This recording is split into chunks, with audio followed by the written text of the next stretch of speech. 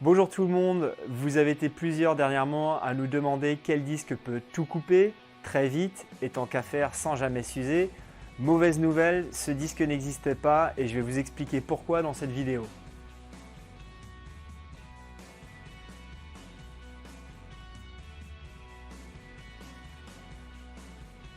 Alors nous allons nous intéresser aujourd'hui aux disques utilisés sur les découpeuses thermiques, donc notamment en diamètre 300, diamètre 350, sur différentes marques de tronçonneuses, que ce soit du Hilti, Stihl, Makita, Milwaukee, Husqvarna, etc., etc.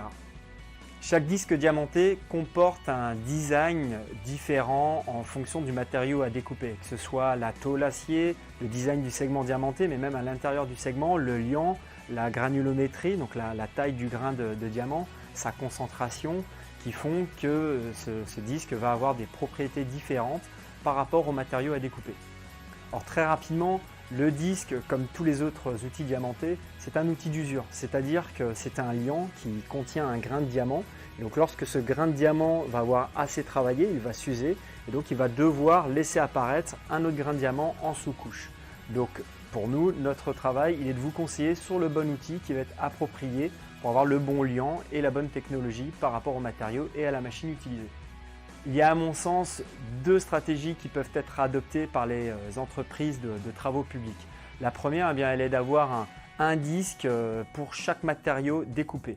Ça veut dire au minimum deux disques, un pour les matériaux très durs et un autre pour les matériaux plutôt tendres et souvent qui sont abrasifs.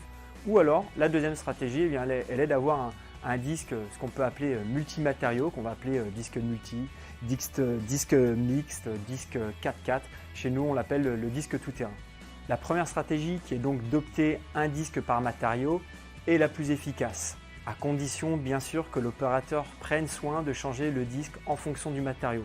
Sinon, le disque va user soit trop vite, soit ne pas couper du tout.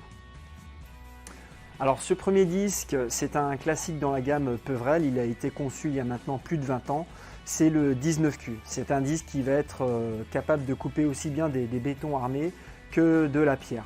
On peut voir ici que l'on a une découpe d'une lettre qui est le B, donc B pour béton, qui vous permet d'identifier l'utilité du disque, donc la finalité, le matériau à découper jusqu'à la fin. Même lorsqu'il n'y a plus de peinture, même lorsque la gravure devient difficile à voir, eh bien, on a toujours cette découpe qui permet de se dire bon voilà, ça c'est un disque pour le béton.